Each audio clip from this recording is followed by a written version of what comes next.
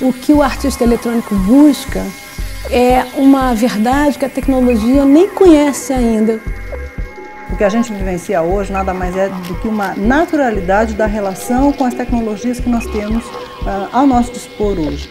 A gente está sempre desafiando o que existe, tentando coisas novas. Hoje a gente tem imagens, espaços que se modificam na interação com o público.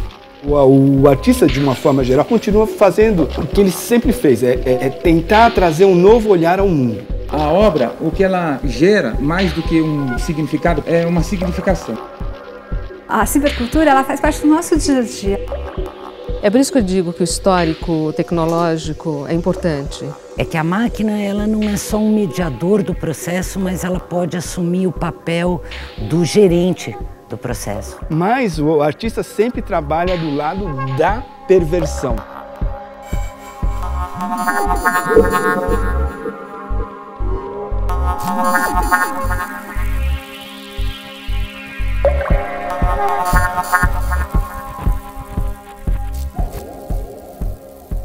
Fica claro nas obras aqui presentes que a tentativa é exatamente dessa perversão, remontando ao que Júlio Plaza propõe no conceito de arte como tecnologia e não tecnologia como arte. Os trabalhos dos pioneiros vêm confirmar, certo, a possibilidade de utilizar um instrumento na perspectiva de destacar a poética do artista.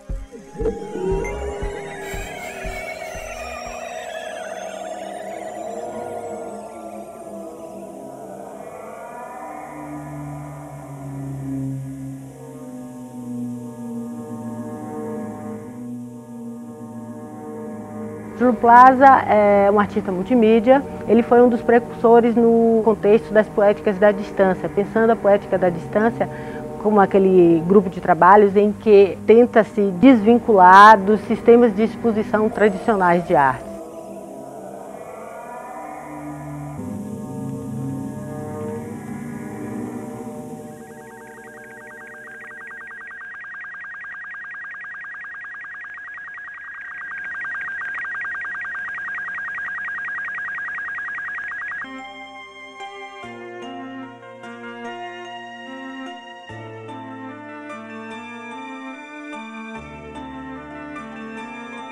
Há muito ele trabalhava com a possibilidade de veicular e publicar imagem a partir dos meios de comunicação e mais especificamente a partir dos sistemas de rede.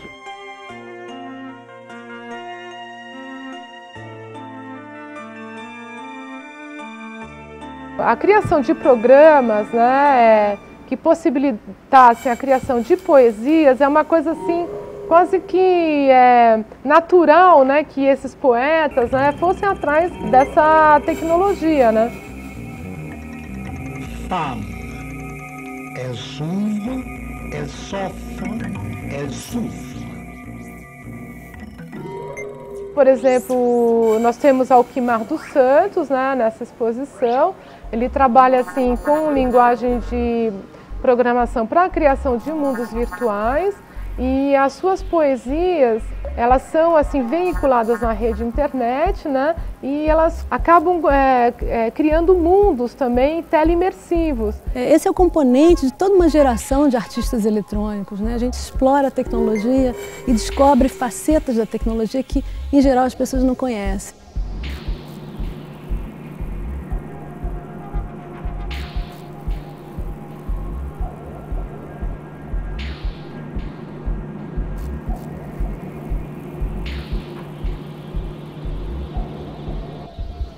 Vem lá de baixo o problema da fome, não é uma coisa simplesmente a pessoa não ter o que comer.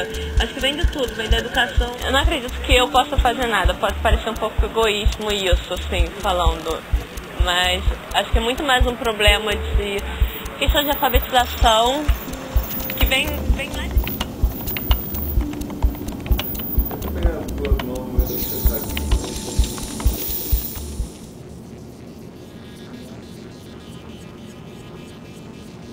Nós vivemos num mundo que é cercado de máquinas, num mundo que é cercado de mídias, onde as mídias operam diária e cotidianamente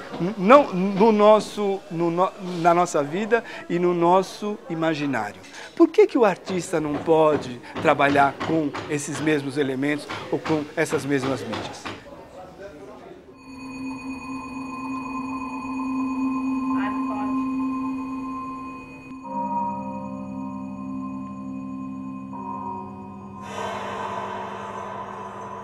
Se nós temos uma relação natural com essas tecnologias, é quase assim um status quo que isso apareça no resultado poético dos artistas da nossa época.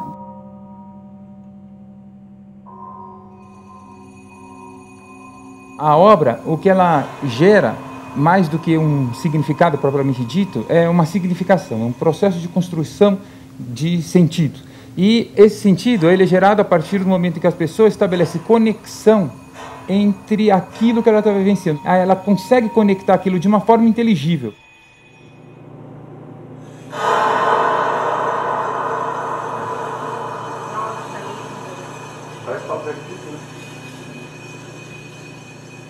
O que me interessa é ver esse ser humano se apropriar de tudo isso, construindo canais de expressão.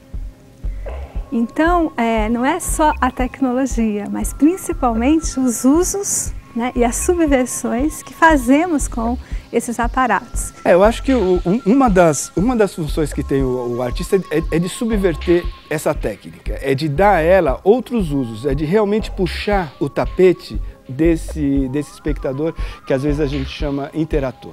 Então eu acho que existe uma relação de, digamos, cumplicidade muito grande entre arte e técnica, mas o artista sempre trabalha do lado da perversão, do lado ele sempre está querendo tirar aquilo do eixo em que aquilo foi inicialmente concebido.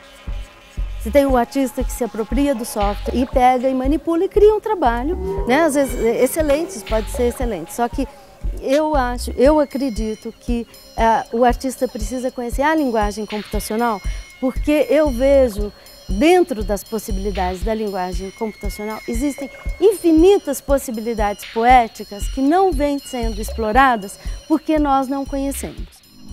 Toque-me, por favor, toque-me.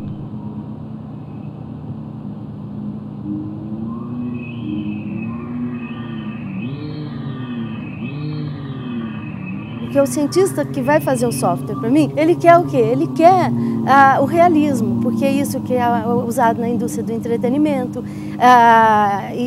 Por algum motivo, esse realismo é considerado importante, entendeu? Então você fica tentando criar maçã aqui no mundo computacional, a galera lá fora. Eu prefiro pegar a maçã lá de fora e inventar uma maçã impossível para dentro do mundo computacional.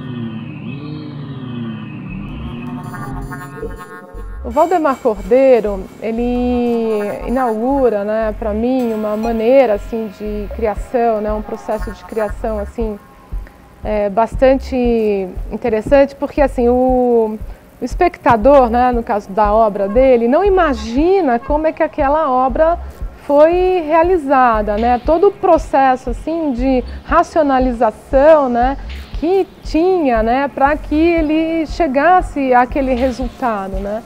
Então o Valdemar Cordeiro, ele aqui no Brasil, ele conseguiu, né, nos anos 70, nos anos 60, né, principalmente, fazer com que, de uma certa maneira, o perfil do artista começasse a se modificar, né? Não era mais só um artista que estava preocupado em trabalhar sozinho, mostrar seu trabalho pessoal, mas estava preocupado com questões assim mais abrangentes, né, que envolvesse a ciência também da atualidade, né? Então ele muda esse perfil, né? O artista passa também a trabalhar na universidade, né? Ele abre esse espaço. Eu acho que um componente interessante dessa mostra, não apenas dessa mostra, mas da arte eletrônica brasileira, é que muitos artistas são também professores.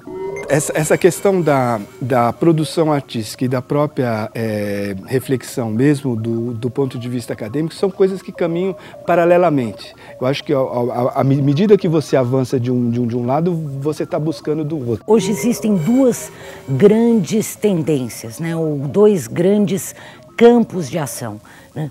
Um que de fato é esse diálogo muito próximo com a pesquisa científica, e outro que se pauta por um diálogo muito intenso com os meios de comunicação.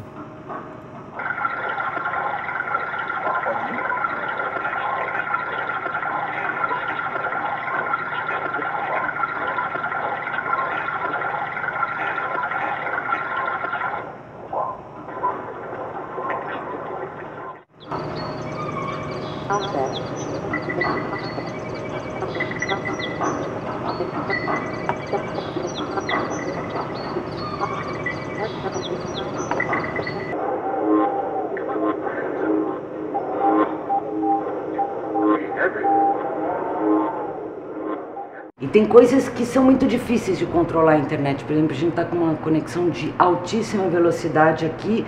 Essa tela supostamente muda muito rápido, né? Por algum deslize da conexão no momento, ela passa a ser lenta. Ela é uma das imagens mais leves que tem.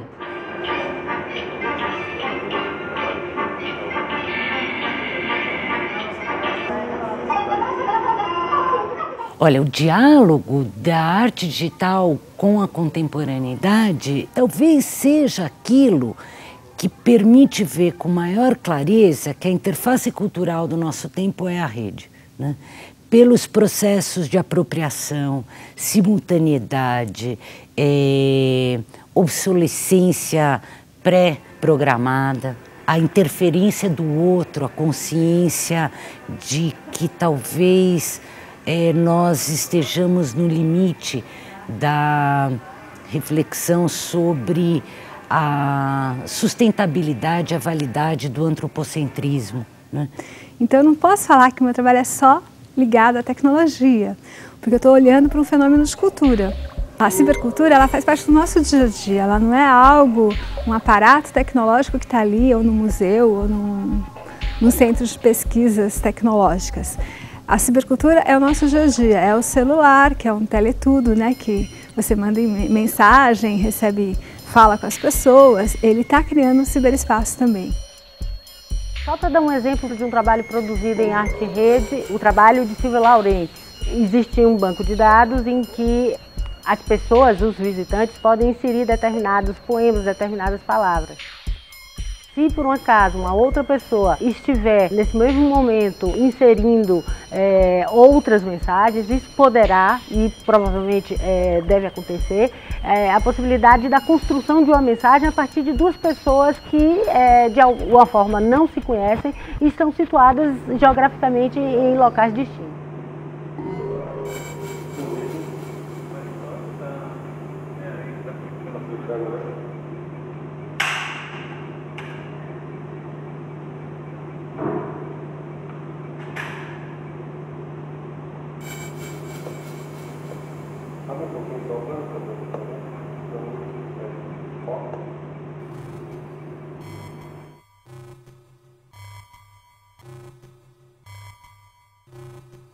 Bom, diante da proposta dos meus trabalhos, eu sempre tenho o desafio da interface, porque se a primeira condição é explorar os algoritmos e a interação com o usuário, logo, se há uma interação, há alguma preocupação de interface, ou seja, há a preocupação de como vamos unir esses dois agentes nessa comunicação. Há muito, no momento em que Palatinic busca investigar as relações sensoriais e perceptivas na obra, certo?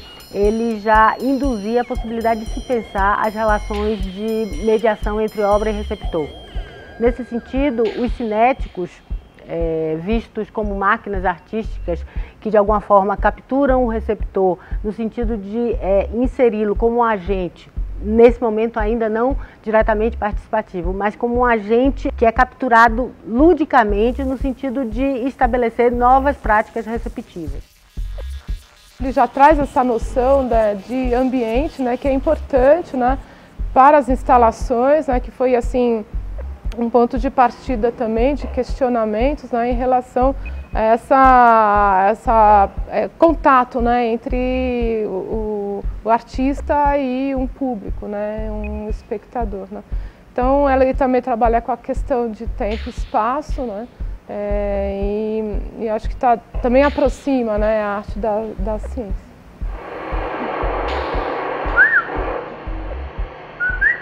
Alô? Alô? Ei, tá saindo lá? Não tô ouvindo direito. Não?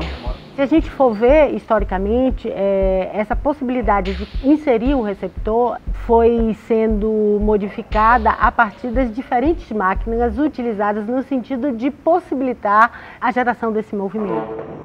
Alô? Alguém me ouve? Alguém me ouve? Alô? Alguém me ouve? Então, se na arte cinética nós temos a tentativa de sugerir uma participação mediada automaticamente por motores ou por artefatos industriais mecânicos, na arte digital nós temos a possibilidade de capturar o receptor a partir de uma participação mediada instantaneamente.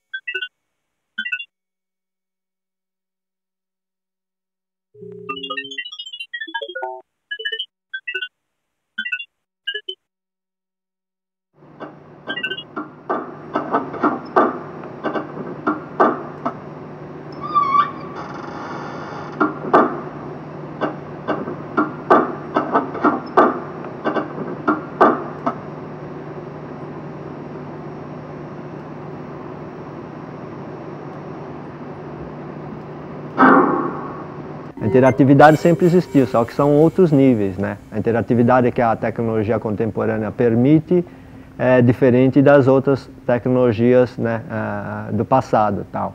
Hoje a gente tem imagens, espaços que se modificam, né, na interação com o público. Antes a gente não tinha essa possibilidade, então era uma interação mais, vamos dizer, na leitura, né, no conceito. Conforme você vai pisando aqui no chão, tem uma série de sensores aqui embaixo do tapete. Então tem algumas imagens que são projetadas, são uma série de imagens, né, de vídeos. Então conforme a sua posição aqui dentro do tapete, a imagem ela vai evoluindo e da mesma forma elas aparecem em lugares distintos. É isso que eu acho interessante nas obras. Você vê a sala de fora, não está acontecendo nada. A partir do momento que você entra na sala, ela começa a acontecer. E começa a acontecer de uma maneira única. E essa maneira única vai estar só na tua memória mesmo, não vai estar em lugar nenhum mais. Mesmo se você quiser repetir, você não vai conseguir, porque a sequência dos números não vai ser a mesma, não vai estar passando do mesmo jeito. E a cor da sala também é dada pela roupa das pessoas, quer dizer, então é toda feita do momento. E ainda em 87 a gente falava numa relação de inversão dos canais de comunicação, dos sistemas de comunicação normais, que seria de uma mídia, que é emissor, canal, receptor. Como essa obra é totalmente interativa, ela realmente está trazendo uma resposta de um sistema interativo, né, no momento que as pessoas que estão interagindo com o trabalho, elas estão fazendo com que algo ocorra, onde o sistema tem uma certa autonomia nas respostas. A Diana mencionou a segunda interatividade, que é essa propriedade do sistema de não ser simplesmente reativo. O visitante ele vai interagir com o sistema e o sistema vai reagir, mas o que é muito importante é que existe uma interação dentro do próprio sistema. Nesse ambiente nós temos estrelas e elas mesmo, entre elas reagem e elas têm uma auto-organização. O que acontece é que o visitante, quando ele interage com as estrelas, ele acaba mexendo um pouco nessa auto-organização delas.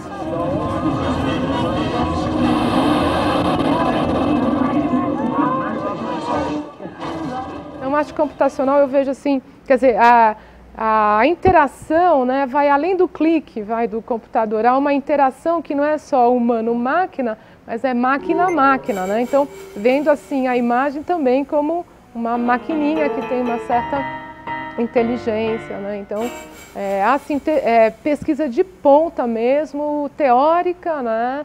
Em relação à imagem e que tem uma poética também, né?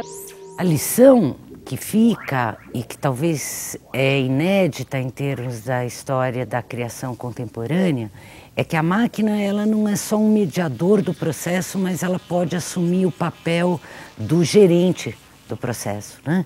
Então, em várias etapas, não só do meu trabalho, como de outros artistas, as situações que a máquina, no caso o computador, impõe em determinados momentos e que não estavam previstas, elas acabam dando uma outra textura para o trabalho e às vezes reconfigurando o projeto inicial de maneira irrevogável. Acho que tudo isso entra dentro de uma outra teoria, né, que é a teoria do pós-humano, né, onde de repente nossa espécie está criando uma outra, né, que bom, de alguma certa maneira tem uma autonomia e a gente passa a não ter mais controle.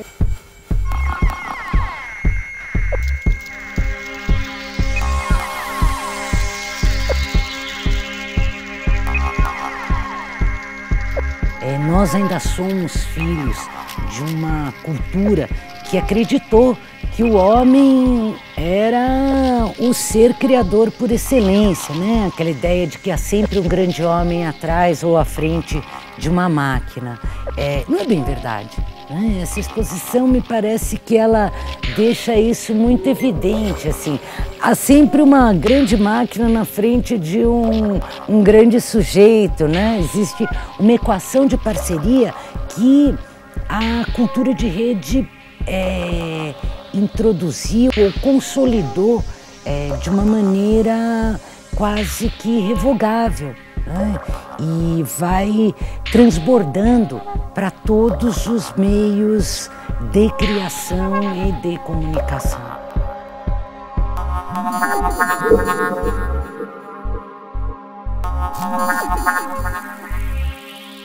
Eu acho que depois de 40 anos, né, a gente está vendo isso agora, né? Não é tanto assim a tecnologia que está interessando, né, mas essa maneira, né, de envolvimento, né, que é possível, né?